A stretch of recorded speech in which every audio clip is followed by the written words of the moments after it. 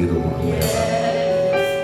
Kami percaya Tuhan, selalu ada kemenangan Tuhan ketika kami kembali dari rumah-Mu ya Bapa. Selalu ada kemerdekaan ketika kembali dari rumah ya Bapa. Karena kami tahu Tuhan Allah yang bertahta di atas kehidupan kami. Terima kasih Bapa. Sebentar kami akan memberitakan kebenaran firman Tuhan. Urapi hamba-Mu Tuhan, urapi semua anak hamba-Mu Tuhan, sehingga kami mudah untuk diarahkan, sehingga kami mudah untuk mengerti akan pesan. Dan bukan hanya kami mendengar, tapi kami melakukan. Terima kasih Bapa, kami siap mendengarkan. Dalam nama Tuhan Yesus. Haleluya. Shalom Bapak Ibu, silakan duduk. Hari ini saya akan membawakan firman Tuhan dengan tema bagaimana kita bisa memaksimalkan potensi yang ada dalam diri kita ya. Saudara, kenapa kita harus memaksimalkan segala potensi yang Tuhan berikan pada kita?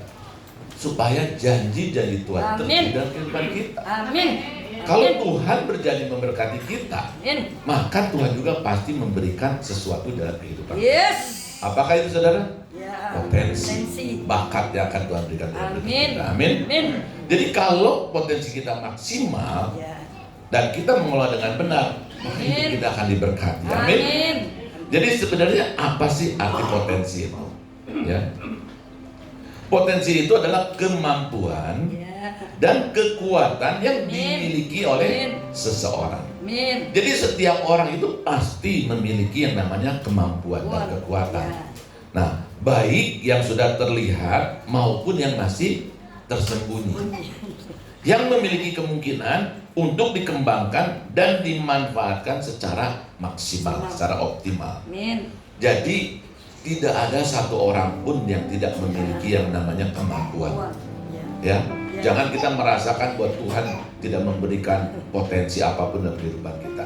Setiap orang pasti ada kemampuan yang Tuhan berikan. Amin. Jadi saudara, potensi itu adalah aset harta yang Tuhan titipkan dalam diri kita. Setiap orang harus manfaatkan semaksimal mungkin. Nah, sekarang kenali dan kembangkan potensi yang kita miliki itu. Nah, kalau kita sudah kenali, maka saudara kita dapat mencapai tujuan hidup kita. Amin. Meningkatkan kualitas hidup kita. Kita nggak mau dong hidup kita biasa-biasa aja. Betul nggak? Kita pengen berubah. Dari keadaan biasa menjadi luar biasa. Dari keadaan yang miskin kita bisa menjadi kaya. Dari keadaan terpuruk kita bisa naik lagi. Kenapa? Karena Tuhan berikan potensi itu. Amin. Oleh karena itu saudara, kita harus cari tahu. Masing-masing harus mengerti apa sih potensi yang Tuhan titipkan dalam kehidupan kita. Nah, kalau kita sudah tahu saudara, jangan didiamkan. Seperti satu talenta kalau didiamkan, saudara nggak jadi apa-apa. Tetapi ketika potensi yang Tuhan berikan itu kau kembangkan, dia akan diperluas, maka potensi menjadi sesuatu yang kecil menjadi yang besar.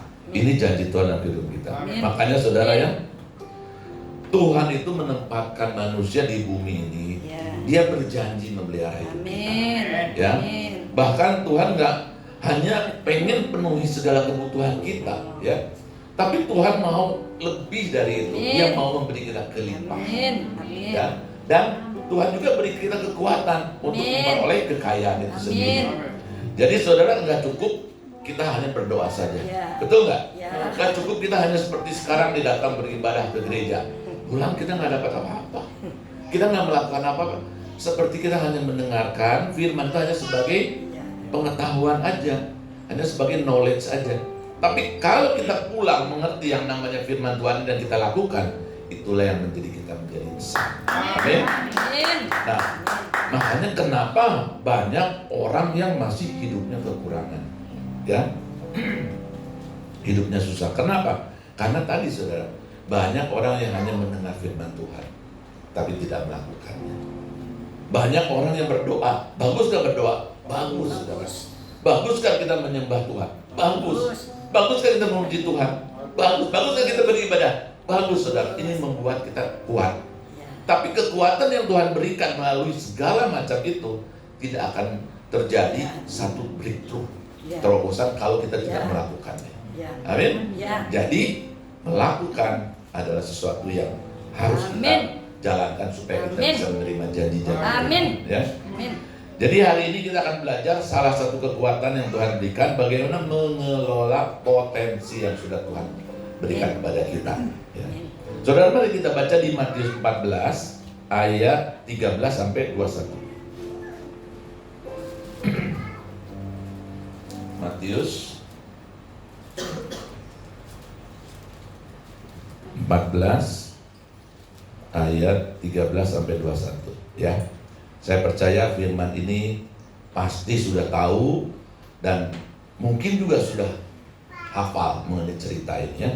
Tetapi setiap firman ketika ada rema, ada Roh Kudus, sehingga kita mengerti ada rema yang tertentu yang Tuhan pesankan dalam setiap firman ini ya. Mari kita baca, saudara. Judul perikopnya Yesus memberi makan 5.000 orang. Saya baca yang ayat pertama, saudara, berikutnya ya. Setelah Yesus mendengar berita itu, menyingkirlah ia dari situ dan hendak mengasingkan diri dengan perahu ke tempat yang sunyi. Tetapi banyak orang mendengarnya dan mengikuti dia dengan mengambil jalan darat ke kota-kota mereka. Ketika Yesus mendarat, ia melihat orang banyak yang besar jumlahnya, maka bergeraklah hatinya oleh belas kasihan kepada mereka, dan ia menyembuhkan mereka yang sakit. Menjelang malam, murid-murid Yesus Menjelang malam, murid-muridnya datang kepadanya dan berkata, tempat ini sunyi dan hari sudah mulai malam. Suruhlah orang banyak itu pergi supaya mereka dapat membeli makanan di desa-desa. Tetapi Yesus berkata kepada mereka, tidak perlu mereka pergi, kamu harus memberi mereka makan. Jawab muridnya apa? Jawab mereka, yang ada pada kami di sini hanya 5 roti dan 2 ikan. Yesus berkata, bawalah kemari kepadaku. Lalu disuruhnya orang banyak itu duduk di rumput, dan setelah diambilnya 5 roti dan 2 ikan itu, Yesus menengadah ke langit dan mengucap berkat. Lalu memecah-mecahkan roti itu dan memberikannya kepada murid-muridnya. Lalu murid-muridnya membagi-bagikannya kepada orang banyak. Dan mereka semuanya makan sampai kenyang. Kemudian orang mengumpulkan potongan-potongan roti yang sisa, 12 pakul penuh. Yang ikut makan kira-kira 5.000 laki-laki dan tidak termasuk perempuan dan anak-anak. Saudara, kalau baca firman ini tempat yang sebenarnya favorit kalau kita ke Israel itu. Banyak orang kadang-kadang menabur di sana. Kenapa? Karena ada mujizat berlipat gandaan. Banyak orang menabur di sana supaya apa? Terjadi penuaian. Nah, tapi hari ini kita mau melihat sesuatu yang lain ya. Saudara, kalau kita perhatikan di perikop ini ada beberapa subjek, ada beberapa pelaku ya. Kalau yang pertama, saudara, ada siapa? Ada Tuhan Yesus, pasti ya. Yang kedua ada anak pemilik 5 roti dan 2 ikan. Kemudian ada murid-muridnya yang membagi-bagikannya supaya distribusi itu berjalan baik. Itu termasuk salah satu pengelolaan ya. Dan ada 5.000 orang yang diberi makan laki-laki. Dan sisanya ada 12 bakul, saudara. Kalau kita perhatikan di sini, bagaimana mujizat itu bisa terjadi? Kalau kita lihat, kalau kita baca di firman Tuhan, setiap ada Yesus dimanapun selalu ada mujizat. Amin. Selalu ada mujizat Tuhan. Selalu ada kelepasan. Selalu ada terobosan. Ketika ada Yesus, selalu ada yang baik yang terjadi dalam kehidupan kita, saudara. Jadi di setiap keadaan ketika Yesus ada di sana, maka saudara ada kesembuhan. Maka ada orang yang kesulitan makan bisa terjadi. Kenapa? Ada mujizat berlipat gandaan, saudara. Oleh karena itu, saudara, yang terpenting dalam kehidupan kita harus undang Yesus datang. Supaya apa? Supaya mujizat yang mereka alami juga terjadi dalam kehidupan kita. Ya. Jadi yang pertama apa saudara yang kita lakukan? Put God first in everything you do. Tempatkan Tuhan di dalam setiap Amin. apapun yang kita Amin. lakukan. Amin. Kalau kita mau Amin. menerima yang namanya Amin. pemulihan, Amin. kalau kita ingin menerima namanya mujizat dari Tuhan, saudara tempatkan Tuhan nomor satu Amin. dalam segala aspek Amin. kehidupan kita. Di dalam keluarga kita, tempatkan dia Amin. sebagai nomor satu. Amin. Saya Amin. percaya keluarga yang menempatkan Tuhan nomor Amin. satu akan menjadi keluarga yang harmonis, Amin. keluarga yang rukun. Amin. Terjadi mungkin namanya mungkin suami jengkel sampai, tapi ujungnya endingnya tetap ada pemulihan. Kenapa? Karena ada Tuhan dalam hidup kita. Amin. Makanya start pertama kalau kita ingin diberkati, saudara, keluarga kita harus rukun. Keluarga yang rukun, keluarga yang harmonis, Tuhan akan perintahkan kepada hidup kita. Amin, saudara. Amin. Jadi menjadikan Tuhan yang terutama, Yes. artinya apa? Yes. Roh Allah Amin. tinggal tetap di dalam diri kita. Kalau roh Allah tinggal dalam kita, siapa yang lawan kita? Ya. Yang dikatakan di sini apa? Di Paulus katakan di Korintus 2 Korintus 3:17, di mana ada roh Allah, di situ ada kemerdekaan. Kemerdekaan dari Ya. kesusahan, kemerdekaan dari kesulitan keuangan, kemerdekaan dari penyakit. Saudara, tempatkan Allah dalam hidup kita. Amin. Tempatkan Roh Kudus selalu ada dalam hidup kita. Amin. Karena Dia akan membebaskan hidup kita. Amin. Amin, saudara. Amin. Jadi saudara menjadikan Tuhan sebagai yang terutama, artinya Roh Allah itu harus tinggal dalam diri kita. Amin. Artinya apa? Tuhan berdaulat dalam Amin. diri kita. Diri kita. Tuhan bertahta dalam kehidupan kita. Amin. Amin. Saudara, kalau kita mau merdeka ya dalam seberapa pergumulan kita termasuk keuangan, saudara, Tuhan itulah sumber daripada sumber berkat. Amin. Tuhan itulah yang akan membuka jalan. Apalagi saat ini ya, Ya. perekonomian kita nih, sulit nggak? Sulit kan? Susah sekarang ini. Tetapi saya percaya ketika ada Roh Allah dalam diri kita, Amin. ketika ada Tuhan yang berada dalam kita, Amin. saudara, usaha-usaha kita yang susah pun Amin. Tuhan bisa buka jalan. Ya. Saudara akan berhasil. Kenapa? Karena bukan kita yang membuat berhasil, No. ada Tuhan. Dan Yes. Dia yang buka jalan. Yes. Kita tinggal ngikutin jalan Yes. dia. Dia akan Yes. terobos ke sana. Kita hanya Amin. mengikuti Dia aja, saudara. Amin. Nah, kalau kita hidup seperti itu, saya percaya Amin. kita sudah dekat di dalam perjanjian. Amin. Amin. Amin. Yang kedua, saudara, kita harus terhubung terus. Amin. Ya, namanya Amin. Dia adalah sumber berkat. Kalau Amin. kita melepaskan hubungan dengan Dia, otomatis berkatnya juga terlepas. Otomatis janji-janjinya juga terlepas. Karena terhubung artinya kita kontrak. Ya. Kita kerjasama sama Tuhan. Kerja sama Tuhan itu seumur hidup. Amin. Ya, sampai Tuhan Amin. panggil kita harus ada Amin. hubungan dengan Tuhan. Amin. Ketika kita punya hubungan yang spesial dengan Tuhan, Ya. saudara, maka Tuhanlah yang akan menyelesaikan. Oh. Amin. Yes. Banyak pergumulan, banyak permasalahan, tetapi banyak jalan yang Tuhan berikan. Amin. Banyak jalan keluar yang Tuhan siapkan. Amin. Dan endingnya kita Ya. dimerdekakan. Kita Amin. menjadi umat pemenang, Pemenang. saudara. Yang kedua, saudara, dalam cerita ini, mujizat ini tidak akan terjadi kalau tidak ada anak yang memiliki 5 roti dan 2 ikan. Jadi, apa yang kita bisa pelajari dari anak ini? Saudara, di Matius 14 ayat 17 dikatakan begini sama murid-muridnya. Di mata murid-muridnya, anak itu hanya memiliki sedikit makanan. Hanya memiliki 5 roti 2 ikan, itu bekal dia ketika di hari itu kalau pergi mendengarkan Tuhan. Sehingga itu cukup untuk diri dia aja. 5 roti dan 2 ikan. 5 roti kalau kita ke Israel mungkin ada yang besar, ada yang kecil. Tapi kalau anak itu ya mungkin ya nggak besar. Roti juga 2 ketul roti gitu ya. Tetapi di mata Tuhan, sesuatu yang tidak mungkin bisa menjadi Ya, mungkin. mungkin. Sesuatu yang mustahil Yes. bisa menjadi terjadi. Yes. Tetapi di mata kita, manusia, kadang-kadang melihat, bagaimana saya melihatnya? Ya. Seperti murid-muridnya. Tuhan Ya. hanya ada 5 roti dan 2 ikan. Jadi nggak mungkin ini bisa terjadi. Nah, ini pikiran Ya. kita, mindset ini, sudut pandang ini harus kita rubah. Ya. Ya, jangan kita pernah berpikir saya nggak memiliki apa-apa. Oh. Saya tidak punya apa-apa. No. Saya dilahirkan miskin. Saudara, tidak ada yang namanya kemiskinan bisa turun-temurun. Kemiskinan bisa dipatahkan kalau kita mau berada dalam Tuhan. Amin. Ya. Amin. Jadi jangan pernah melihat bahwa kita ini dilahirkan itu tidak punya sesuatu. Selalu ada sesuatu yang spesial. Amin. Amin. Makanya kalau kecil kita lihat potensi apa anak kita ya. Saya kadang-kadang lihat begini. Cucu saya tuh sekarang umur 6 tahun. Bisa main piano. Bakat itu bisa ketahuan. Tapi semua orang bisa main piano nggak? Main musik nggak? Belum tentu. Tapi tiba-tiba anak kecil, dia bisa masak.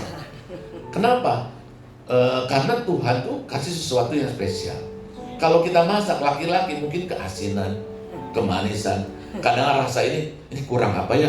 Kurangnya aja kita nggak tahu. Gimana kita mau masak yang enak gitu ya? Misalnya istri tuh, cobain Pak. Ini enak gak? Ketika kita makan, aduh kurang apa ya? Padahal kita tahu dirasain. Cuma ngomongnya nggak ngerti karena kita tidak memiliki satu apa? Bakat, kemampuan untuk hal-hal itu. Tetapi setiap orang memiliki segala sesuatu yang spesial. Amin. Ada yang orang cuma masak sekali aja, masakannya enak. Makanya nggak tertutup kemungkinan orang bisa besar dari bisa memasak, betul nggak? Orang bisa besar dari bisa menjahit misalnya. Segala macam itu Tuhan berikan kepada kita pribadi satu persatu. Pasti kita ada potensi yang Tuhan berikan ya. Jadi saudara, masalahnya apa? Tadi dikatakan sudut pandang kita, cara kita melihat keadaan itu. Kalau kita melihatnya dengan keadaan mata kita, bukan mata rohani kita, ya sudahlah.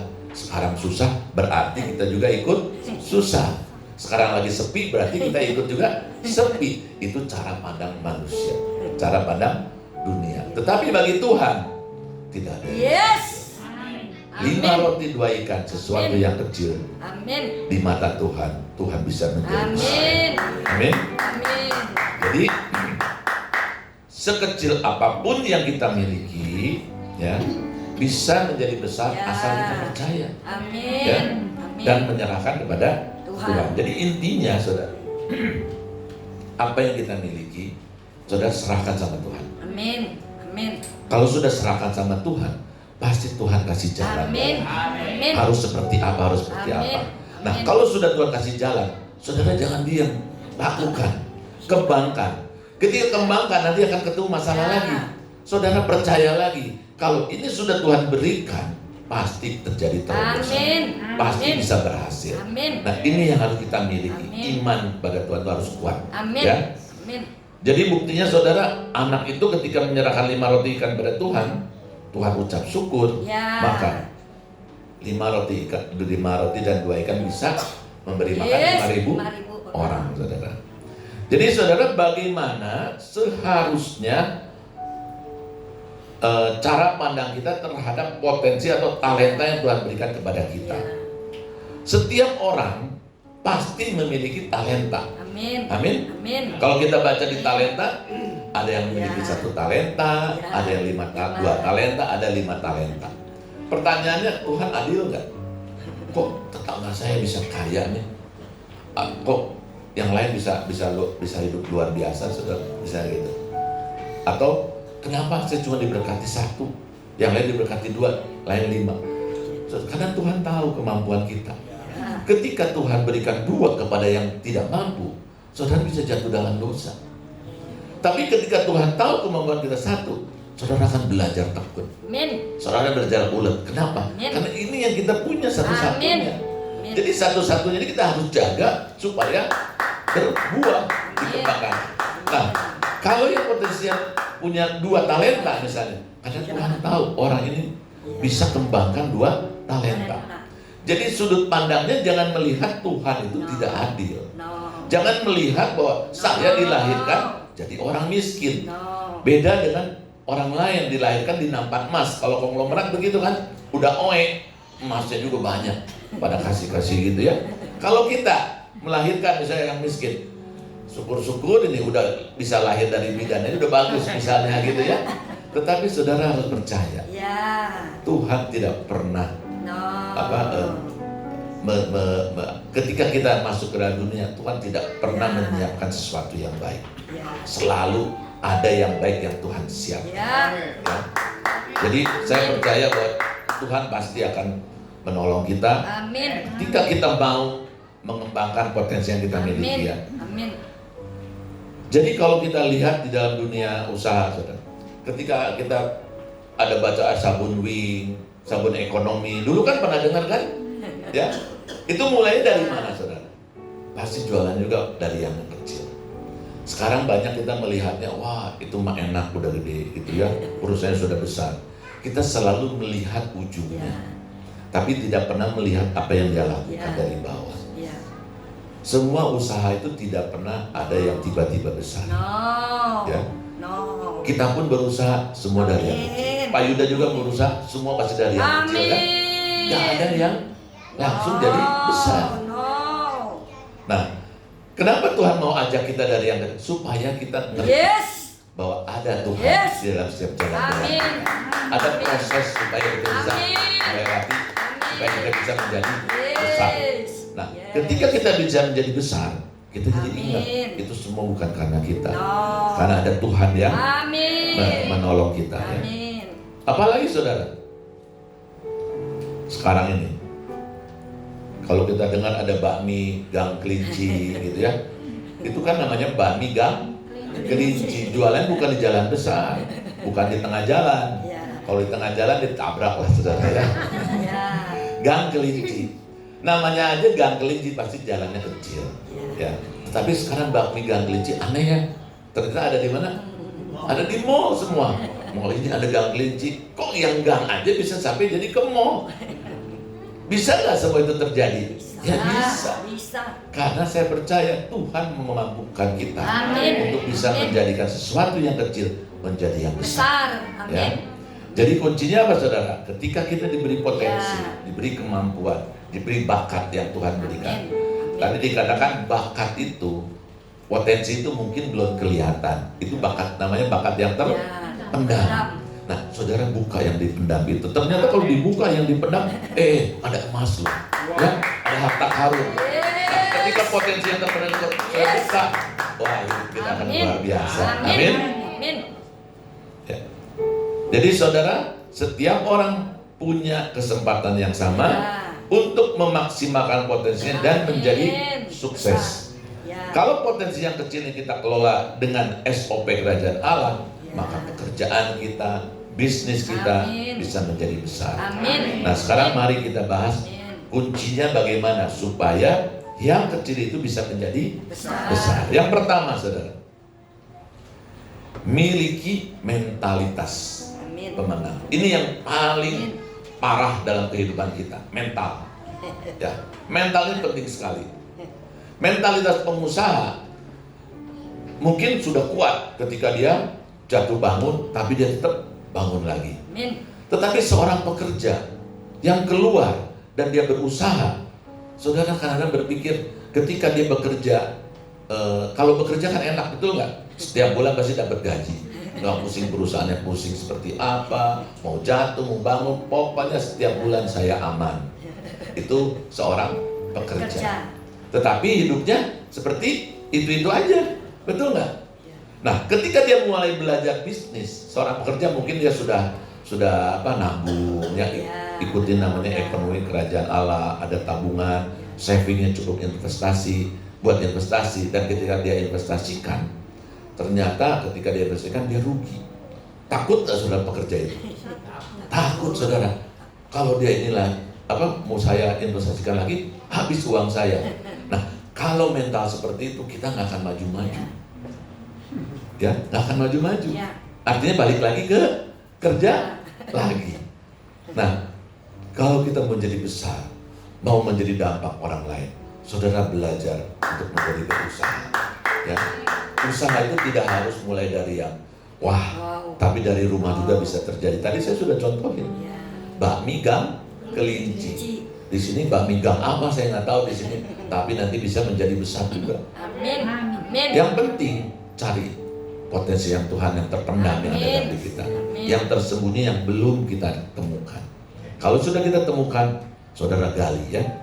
Nah, mentalitas pemenang itu penting sekali, saudara. Roma 8:37 dikatakan kita ini lebih dari pemenang karena Tuhan yang mengasihi kita. Ya. Saya mau bahas mental ini. Kalau misalnya seorang petinju, ya pernah dengar kan Tyson Fury? Pernah dengar nggak?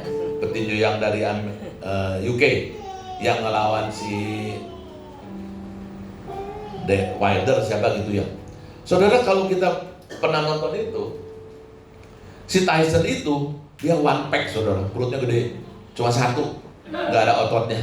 Tapi lawannya, wah, ininya ada 6, kalau bisa 8 dikasih 8 gitu ya, si otot-ototnya. Saudara, kalau kita maju ke satu ring, mentalnya sudah down, bisa lawan nggak? Nggak akan bisa. Ketika dia datang dengan badan yang tangguh, tetapi dia di belakangnya ada Tuhan, saudara. Dia nggak takut, itu yang namanya si Wilder itu. Dia yang lawannya udah datang, udah kayak gimana gitu, udah siap mukul gitu ya. Nah, ketika bertanding, jatuh dia si Tysonnya, lawan lagi, jatuh lagi terus, sampai hampir KO di hitungan keberapa gitu ya, ke-7 apa ke-8.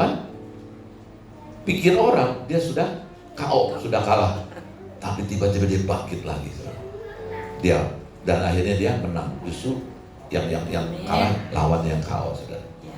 Saudara, mental itu penting di dalam kita berusaha, bekerja atau berbisnis apapun, saudara. Yang pertama adalah mentalitas pemenang itu harus ada. Amin. Kalau mental kita hanya kecil, saudara, misalnya kayak petinju itu ketika naik dia punya rasa takut, saudara udah kalah duluan. Ya, wah udahlah, nanti pernah kan lihat ada yang Tyson lawan siapa? Mentalnya sudah takut, dia kepukulnya cuma sedikit doang, udah KO dia. Kenapa? Karena diterusin dia bakal babak belur. Mendingan saya kena swing dikit, jatuh tapi saya dapat duit, gitu misalnya gitu ya. Ada tuh satu pertandingan itu. Nah, kalau seperti itu saudara nggak akan bisa maju. Jadi berbisnis itu, berusaha itu, kita harus apa? Percaya bahwa kita akan berhasil. Jangan pernah kita takut. Jangan pernah kita punya rasa ingin menyerah. Ya. Karena jatuh bangun itu akan membuat kita semakin kuat. Saya bisnis pernah rugi nggak? Pernah. Tapi kerugian itu tidak membuat saya tidak mau berusaha lagi. Kita belajar dari apa yang sudah kita alami, kita koreksi, kita rubah apa yang sudah benerin, dan kita mulai lagi. Nah, kalau kita belajar seperti itu, pasti Tuhan jalan. Kenapa? Karena Tuhan sudah berikan kepada kita tujuan yang baik dan berguna, bahwa hidup kita akan berkelimpahan. Tetapi Tuhan mau kita melakukan bagian kita. Ya. Jadi percaya kepada kemampuan untuk mengatasi segala tantangan, bertanggung jawab atas kita dan meraih kemenangan dalam keadaan apapun. Jadi cara pandang yang harus dirubah, mentalitas itu. Kita bisa karena ada Allah yang bisa. Ya, karena ada Allah yang sanggup. Karena Allah yang memberkati kita. Jadi ada Allah yang menolong kita. Dengan Allah kita bisa melakukan perkara yang besar. Jangan pernah takut gagal. Ketika kita gagal, saudara bangkit lagi. Gagal, bangkit lagi. Si Tyson Fury itu ketika dipukul, jatuh, dia nggak langsung ini, dia mungkin dia ini dulu, dia bangkit lagi. Kepukul, dia tenangin dulu, bangkit lagi. Saudara harus punya mental seperti itu. Berusaha pun sama. Hari ini nggak ada yang laku, jualan lagi besok kurang laku, besok jualan ada 1, besok lagi ada 2. Lama-lama saudara akan berhasil. Kalau kita ulet, kalau kita tekun, kalau kita konsisten dan kita menjaga standar semua supaya orang-orang bisa kembali lagi untuk membeli ya.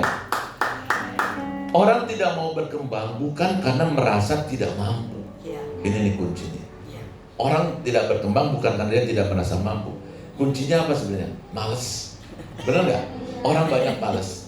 Alasannya nggak ada waktu lah, alasannya nggak ada uang lah, alasannya macam-macam. Jadi dia nggak mau melakukan sesuatu karena malas. Padahal firman Tuhan katakan apa saudara?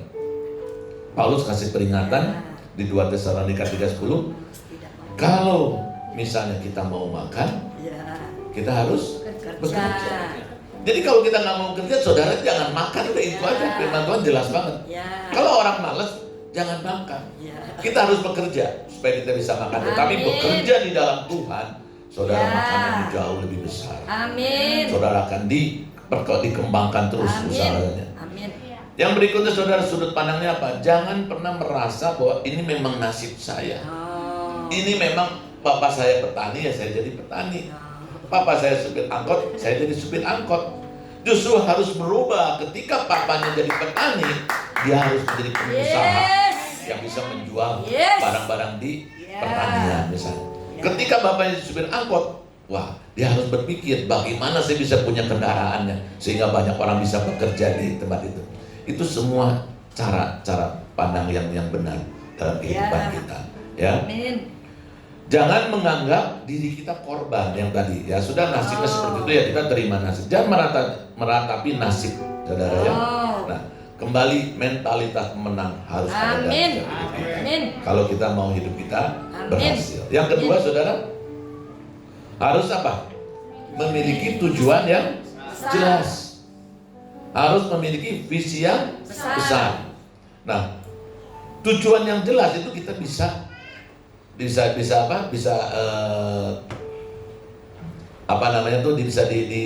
ke satu visi, bisa diterjemahkan dalam satu visi yang besar ya. Orang yang sukses itu pasti punya visi. Supaya apa? Salah satu hidupnya visi kita harus berdampak. Kalau kita punya visi hidup kita berdampak, saudara, setiap pengusaha itu visinya salah satunya supaya banyak orang kerja dalam usaha dia. Artinya apa? Supaya orang bisa sejahtera. Visi yang seperti itu harus ada dalam setiap anak-anak kita. Jadi kita bekerja bukan buat diri kita sendiri. Kita bekerja supaya orang lain bisa menikmati kesejahteraan melalui apa yang kita lakukan itu ya. Jadi visi adalah gambaran ideal tentang masa depan yang ingin kita capai. Tentang masa depan yang ingin kita. Saudara mau masa depannya seperti apa? Coba, pernah nggak berpikir? Saya nanti kalau sudah sekolah mau jadi apa? Punya nggak seperti itu waktu dulu? Apa cuman mengalir aja? Banyak orang cuman mengalir aja, apa adanya aja. Saudara, kalau mengalir di bawah yang sesat ya sesat, di bawah yang ini ya benar. Tapi kita harus punya prinsip, harus punya tujuan hidup. Amin. Kalau kita punya tujuan hidup yang benar, ini adalah guideline. Ini cara kita untuk mencapai kesuksesan. Kalau kita pengen sukses, kita harus punya visi yang besar. Kalau kita punya visi yang besar, jawab apa yang harus kita lakukan, step-stepnya supaya visi itu bisa tercapai. Ya. Kenapa visi itu penting? Ya. Dulu waktu saya kuliah, saya sudah punya mimpinya nggak jauh-jauh. Karena saya kuliahnya akuntansi, yang nggak jauh-jauh berarti kalau bisa saya menjadi seorang finance manager lah, atau akuntansi manager. Itu cita-cita saya dulu tahun berapa ya, waktu umur 17, 18 ketika kuliah akuntansi. Nanti Tuhan kalau saya misalnya besar, saya sudah cukup lah. Kalau saya punya tujuan itu jelas. Umur berapa saya jadi apa, umur sampai merit aja saya tahu umur saya harus berapa. Ya puji Tuhan, pas umurnya waktu merit juga ya. Untung nggak ini. Terus umur 36, saya cuma punya mimpi kalau bisa jadi accounting manager, jadi finance manager. Apalagi yang dia mau punya rumah pasti gitu ya, punya kendaraan. Ya kalau bisa Tuhan, kalau bisa setahun bisa jalan-jalan sekali ke luar negeri. Zaman dulu itu ke luar negeri itu mahal sekali, rumah juga mahal sekali. Tetapi mimpi itu boleh nggak kita tetapkan? Harus, saudara. Kenapa? Supaya itu jadi acuan hidup kita. Jadi ketika kita bekerja, ketika kita melakukan apapun juga, kita ingat tujuannya saya akan ke sana. Gitu. Nah, itu penting sekali. Nah, dengan berjalannya waktu, saudara, Tuhan itu berikan saya kesempatan yang luar biasa. Di umur 30-29, saya sudah mencapai yang namanya accounting manager. Itu saya kerja di Orang Tua Group, ya. Nah, tetapi ketika sudah mencapai, apakah saudara berhenti tujuan itu, visi itu yang Tuhan? Ternyata Tuhan punya tujuan lain. Sampai dengan saat ini saya bisa berusaha sendiri. Amin. Saya bisa berbisnis sendiri. Amin. Seorang accounting kalau berbisnis itu susah sekali. Kenapa? Hitungannya kuat. Benar nggak? Orang akuntansi, orang keuangan itu hitungannya kuat. Kalau saya begini nanti saya rugi. Tapi kalau orang bisnis rugi tetap jalan nggak? Jalan, saudara. Itu beda sekali. Tetapi mindset itu Tuhan bisa rubah ketika kita menyerahkan sama Tuhan. Amin. Ketika kita mengikuti yang Tuhan mau. Amin. Singkat cerita, saya keluar dipanggil dari perusahaan yang lama, tapi nggak lama saya bisa berusaha sendiri sampai dengan sekarang. Nah, saya mau supaya kita ini punya pikiran yang sama. Tetapi untuk mencapai kesuksesan, saudara harus punya tujuan yang jelas. Ya, harus punya visi yang besar. Karena apa? Dengan adanya visi, saudara, kita bisa berjalan dengan jelas. Kita tahu fokus kita tuh apa. Kita nggak akan kehilangan waktu. Kalau kita nggak ada visi, saudara berjalan jatuh, saudara balik lagi, retreat lagi. Artinya saudara mengurangi waktu untuk mencapai kesuksesan yang akan kita capai. Tetapi ketika kita tahu ada visi yang besar, kita jatuh, kita cari tahu masalahnya, kita kembali lagi ke tracknya. Ya. Visi untuk apa, saudara? Untuk menumbuhkan motivasi. Ketika kita lagi lelah, diingatin lagi. Ketika kita bilang, kan kalau iblis kan jago intimidasi, nggak mungkin lah kamu mencapai itu, nggak mungkin lah kamu bisa seperti itu. Tetapi ketika kita lelah, visi ini membuat motivasi kita kembali lagi. Membuat kita balik lagi ke jalan yang sudah kita tentukan. Tujuan membantu apa lagi, saudara? Membantu pengambilan keputusan. Sudah pasti yang namanya keputusan itu akan diselaraskan dengan yang namanya visi tersebut. Jadi keputusan itu akan mengarah kepada tujuan itu. Nah, ketika kita bisa mengerti visi tersebut, maka keputusan-keputusan yang kita ambil pasti keputusan-keputusan yang sesuai dengan tujuan. Jadi kita bisa pilih dalam keputusan mana keputusan yang penting, mana keputusan yang tidak penting. Saudara, kita buat eliminasi. Jadi jelas arahnya ya. Yang keempat, saudara, jangan berubah di tengah jalan. Ini yang sering kali terjadi ketika sudah mengalami hambatan, mengalami mentok gitu ya, sudah nggak ada jalan lagi. Biasanya apa? Kita balik arah. Ya, kita balik arah. Padahal saudara sudah setengah jalan, sudah habis waktu banyak, saudara. Nah, harus konsisten. Harus tetap berjalan terus. Supaya apa? Walaupun ada hambatan, mungkin berhenti sebentar, tetapi langsung naik lagi. Naik lagi. Gitu ya. Kan dunia ini tidak menentu, benar nggak? Sekarang keadaan ekonomi seperti ini, sebelumnya ada pandemi, ada macam-macam. Saudara, biarinlah keadaan dunia seperti apa. Tetapi setiap goncangan itu memang harus terjadi, seperti firman Tuhan. Bahkan Tuhan katakan di Ibrani, katakan apa, saudara? Aku akan menggoncangkan satu kali lagi. Aku akan menggoncangkan bumi, langit satu kali lagi. Artinya apa? Goncangan itu tidak akan pernah berhenti dan akan terus menerus terjadi goncangan. Tetapi satu janji firman Tuhan, kita tidak akan tergoncangkan ketika apa? Tuhan ada dalam kehidupan kita. Ketika kita tinggal di dalam kerajaan yang tidak tergoncangkan, maka keadaan apapun juga, saudara, itu tidak ada pengaruh buat kita. Kita umat pemenang, amin. Kita umat yang merdeka. Kenapa? Karena ada Tuhan yang membuat kita bisa berhasil, amin. Yang ketiga, saudara, supaya menjadi besar. Nah, ini nih, miliki growth mindset. Apa sih growth mindset itu? Pola pikir yang berkembang. Ya. Zaman sekarang jauh dengan zaman kita, ya. Zaman Pak Yuda, zaman siapa lagi itu pasti jauh. Kenapa? Karena perkembangan teknologi sekarang itu hitungannya tidak berapa belas tahun. Coba zaman dulu kita mau dari telepon ke HP aja lama ya, Pak ya. Dari HP ke HP yang macam-macam lagi juga lama. Makanya dulu ada eranya apa tuh Nokia, ada eranya BlackBerry gitu. Nah, dia terlena, saudara. Ketika dia nggak punya pikiran growth mindset, si Nokia itu dia tidak berpikir bahwa akan tersaingi oleh siapapun juga. Karena apa? Orang kalau bilang, ayo beli HP pasti ngomongnya Nokia, pegang HP pasti ngomongnya Nokia semua. Jadi nggak mungkin di dalam pikiran dia orang bisa ngalahin dia. Kenyataannya sekarang HP-nya apa? Samsung. Nokia ada nggak? Nggak ada. Sudah nggak ada. Padahal sayang, sesuatu yang sudah dikembangkan begitu lama, hanya masalah pikiran dia yang sempit. Banyak sekali yang akan terjadi. Ya, yang nggak disangka sekarang kendaraan kan, kendaraan yang laku adalah nanti lama-lama kendaraan listrik. Jepang tuh telat gara-gara itu, karena berpikir nggak mungkin lah orang pakai listrik. Tapi Cina luar biasa. Sekarang semua kalau kita pergi ke Cina, tiba-tiba nyebrang, nggak kedengeran suaranya saudara. Mobilnya pakai listrik semua. Kalau pakai listrik kan nggak ada kedengeran, nggak sama sekali. Keuntungannya apa? Nggak ada polusi juga. Jadi di Cina dulu kalau kita ke Guangzhou tuh, waduh, polusinya nomor 1 barangkali ya. Tapi kemarin pergi bersih, awannya biru gitu ya. Kenapa?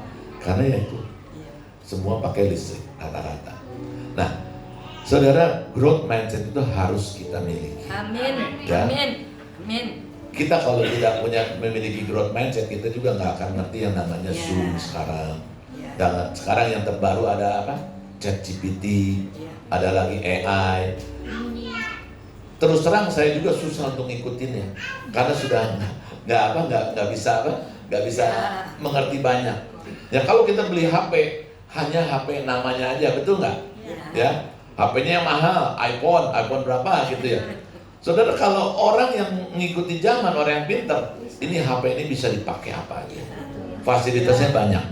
Kalau kita dipakai apa paling banyak? Apalagi ibu-ibu, apa? Satu untuk gaya dulu, untuk gaya dulu kan. Terus untuk gaya yang penting HP saya berubah setiap tahun, ganti HP-nya baru, ganti yang baru lagi gitu ya. Tapi ketika tanya, tahu nggak isinya apa aja buatan? Nggak, yang penting foto, gitu aja kan, foto yang bagus.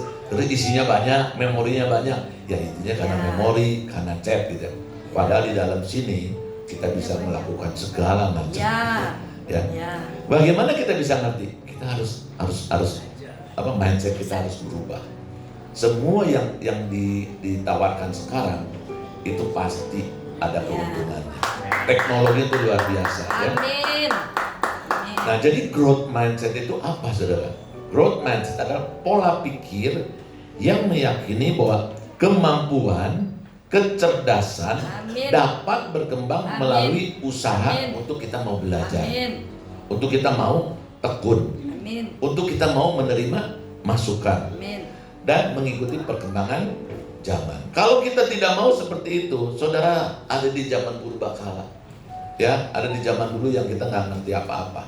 Tetapi ketika zaman ini bergulir, berjalan sekarang, dulu yang waktu pandemi kita susah berkomunikasi, ketika ada satu orang bisa Zoom, saya baru ngerti Zoom pada waktu itu, pada waktu pandemi. Kita sekarang bisa Zoom kan semua, tanpa disadarin kan? Padahal itu sebenarnya teknologi yang kita nggak ngerti. Yang kalau nggak ada pandemi mau nggak? Belum tentu. Belum tentu, karena itu harus belajar dulu atau gitu. Karena kita malas belajar, intinya begitu. Ada sesuatu yang baik, tapi karena kita udah biasa berjalan dengan kebiasaan kita, ya yang baru itu kita anggap nggak penting gitu.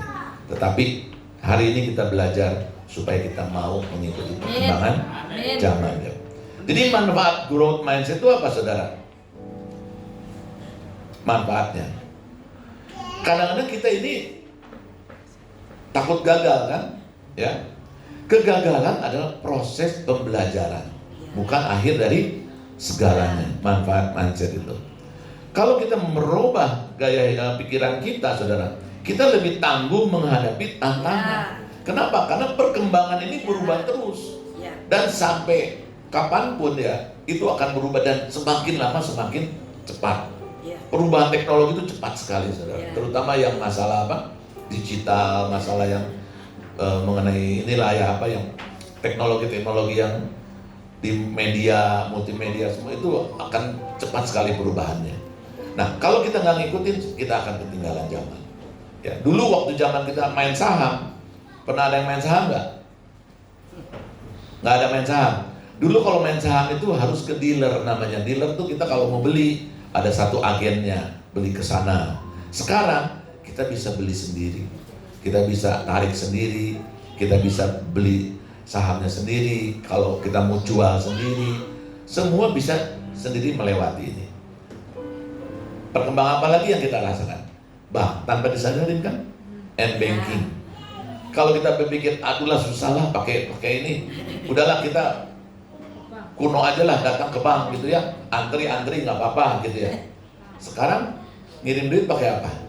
Pakai M-banking, nggak perlu datang kemana-mana. Saudara, itu perkembangan teknologi. Amin. Nah, itu yang harus kita ikutin. Amin. Jangan kita berpikir bahwa kita hidup di zaman purba kala. Ya. Saudara harus punya semangat untuk terus belajar. Amin. Sehingga bisa meningkatkan kepercayaan diri kita. Amin. Ya, tadi dikatakan dulu nggak ngerti Zoom waktu pandemi. Ketika ada pandemi kita jadi bisa belajar Zoom. Sekarang ada sesuatu yang baru lagi, teknologi yang berkembang pesat, apa namanya? AI. AI kalau kita mau nanya segala sesuatu, kita bisa tanya AI. Saya kalau beli barang aja, saya kan lagi bangun di Bali itu ya. Beli ini yang murah di mana? Saya cuma ketik aja. Beli misalnya SPC yang termurah di mana di Bali. Dia keluar, harganya keluar semua. Saudara, enak sekali. Kalau dulu kita telepon tanyain zaman kuno gitu ya, tanyain harganya berapa, kesini lagi tanya berapa. Sekarang nggak perlu saudara lihat. Jadi ketika ada orang misalnya mau nawarin kita, saudara punya source, udah punya sumber. Jadi dia nggak bisa jual sembarangan supplier sekarang. Kenapa? Gampang sekali kita bandinginnya. Apalagi ada Tokopedia. Dulu Tokopedia saya nggak pernah mau ikut. Saya bilang, itu kuno lah. Saya takut dibohongin, masa beli mungkin nggak kirim duit bisa datang. Sekarang apa-apa pakai Tokped. Tapi kalau yang nggak mau ketinggalan, ya. Jadi cara pola pikir yang berkembang harus ada dalam diri kita supaya saudara bisa membuat yang kecil menjadi besar.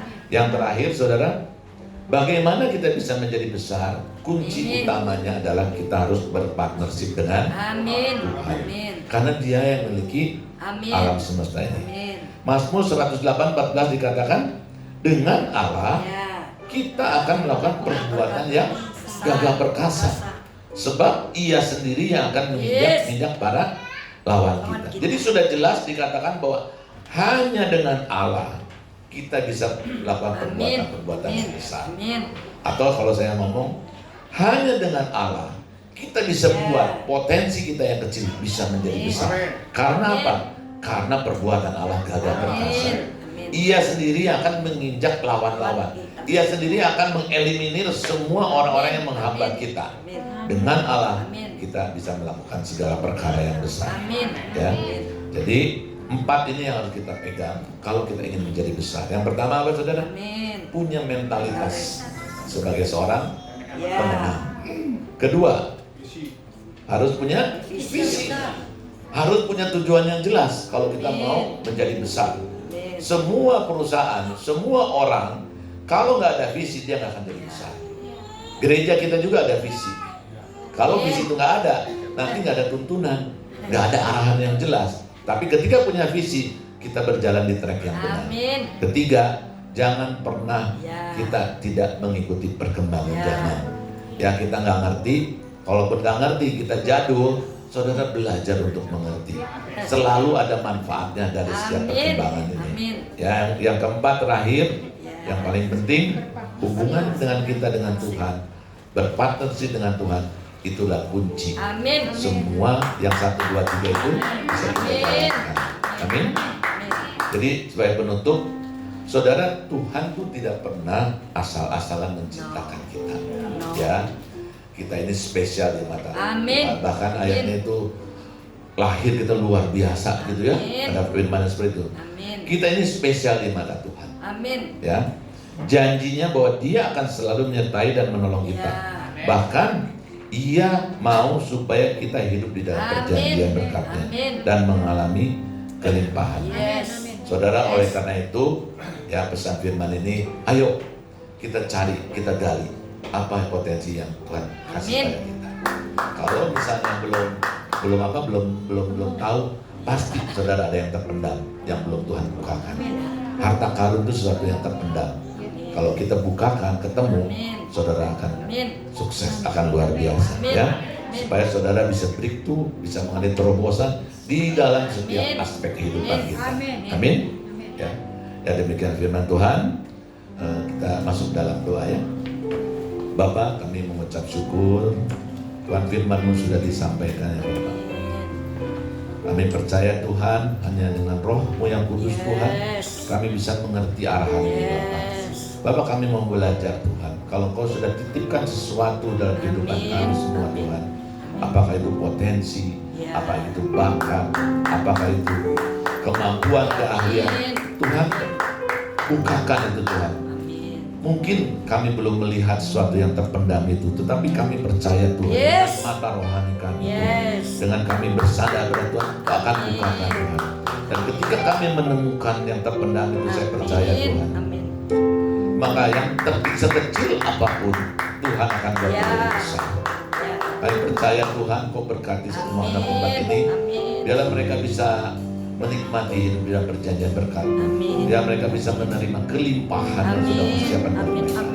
Terima kasih Bapak, kami serahkan dalam tangan-Mu, dan setelah juga kami akan kembali pulang, kami siap menerima berkat daripada-Mu. Mari angkat kedua tangan. Diberkatilah hidupmu. Amin. Diberkatilah keluargamu. Amin. Diberkatilah usahamu. Amin. Diberkatilah pekerjaanmu. Amin. Diberkatilah apapun yang kau lakukan. Tuhan buat berhasil. Biarlah berkat yang terbaik dalam Bapa di surga, cinta dan kasih dari Tuhan Yesus Kristus, dan persekutuan yang ada dengan Roh Kudus senantiasa menyertai kita mulai hari ini sampai selama-lamanya. Bila kita yang percaya dan bersemangat katakan amin. Tuhan Yesus berkati.